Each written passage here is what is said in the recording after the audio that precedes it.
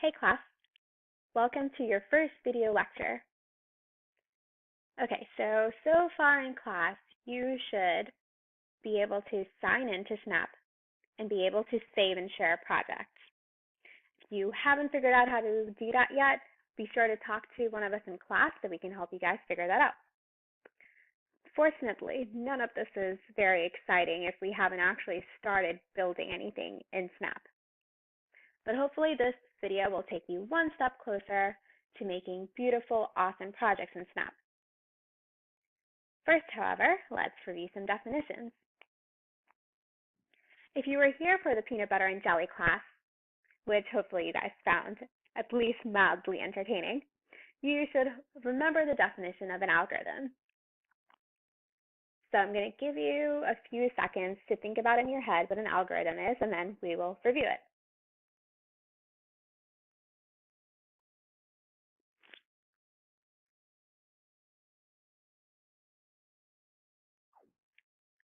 Okay, so hopefully that was enough time. If in your head you said an algorithm is a complete, well-defined sequence of steps for completing a task or solving a problem, then you would be correct. But what does this really mean? Well, let me give you an example. So say you wanted to bake a batch of brownies.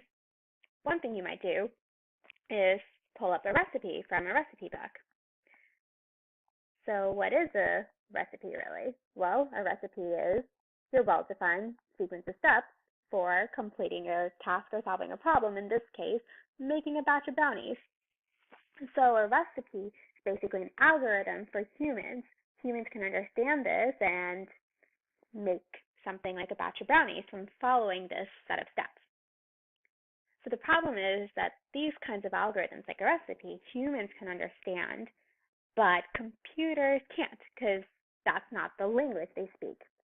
Which takes us to our second definition, a program. So if you take these steps and you convert it into something a computer understands, then that is called a computer program. And now the computer can solve a problem or complete the task that you were trying to solve. So Snap is the programming language we're going to be learning in class. There are lots of other programming languages that exist that you might have heard of. For example, there's Java, which is used to make mobile applications and video games. If you have an iPhone, apps on an iPhone are written using Objective-C or Swift. There's programming languages like Ruby and Python, and websites are generally are written using a programming language called JavaScript. There are a ton more programming languages out there. The cool thing, however, is that once you learn how to program in one, you can basically apply those same programming concepts to other programming languages. So basically, it makes it a lot easier to learn other programming languages once you've learned one of them. So now let's actually try to write something in Snap. I'm going to open up my Chrome browser, type in snap.berkeley.edu/run. So just waiting for it to load up. Now let's go over the various parts of Snap. Over here, this is called your toolbar.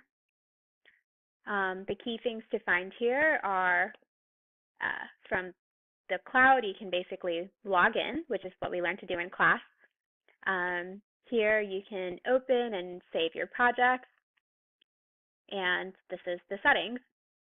And let's see, for example, I'm just going to use the zoom block setting so I can make my blocks a little larger, make it easier for you guys to see them. This is your scripting area. So this is where you actually write your program. Here are your blocks. Think of blocks kind of like phrases that a computer understands. So the way this works is I can drag out blocks into my scripting area. And these actually snap together. I can keep them separate, but if I want them to run together and in one sequence, I should connect them. Here is your stage. Your stage is basically, think of it as your world where your program is going to run. And here is your sprite corral. So your program basically consists of a bunch of sprites, which are kind of like objects or characters in your program. So there's one default sprite. I can create new ones, and then, I can rename it if I want to. So I'll give it my name.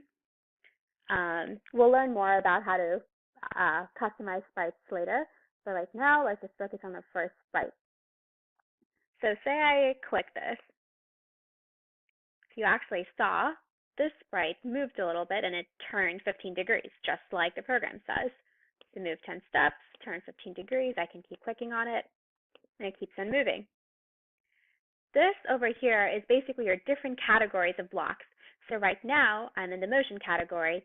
You can see that the category, basically the color of the category is going to be the same color as the blocks in the category. Categories are really nice because imagine you just had one long list of all of these blocks. It would be really hard to find what you're looking for, but this basically divides them up into logical groups. So one other cool thing I can do is say I want my sprite to start drawing. So I can hit the pen down, use the pen down block. I'm going to snap it here. What pen down basically does is imagine that, you have a pen, you have a piece of paper, and you're actually putting your pen down so that it can write on the paper. That's effectively what this is doing. Now if I click on this, you can see that it's actually drawing what I'm clicking on. I can make it move 100 steps. So all of these white text areas you see, you can actually change the input. So now it's moving a lot more. I'm going to change this to 90 degrees. Actually, let's clear the program right now. So I'm going to keep the clear separate from the rest of the script. So I'm going to just clear it. And I want the turtle to come back to its starting point. So I'm going to move it back to 0, 0, which is going to be the middle of the screen. So now the turtle is back. And you can see the pen was still down because I never moved it back up again. So it still drew a line. So I'm going to go ahead and clear it. And now, say I press this, kind of made a tilted square. So one thing you guys can do is play around with the blocks in Snap, kind of see what they do. Your next lab assignment will actually take you through some of the different categories. You're going to experiment with some of the blocks, try to figure out what they do. And of course, if you have any questions, always feel free to ask us in class. But yeah, you can do some pretty exciting stuff at Snap, and we're just getting started. Bye, class.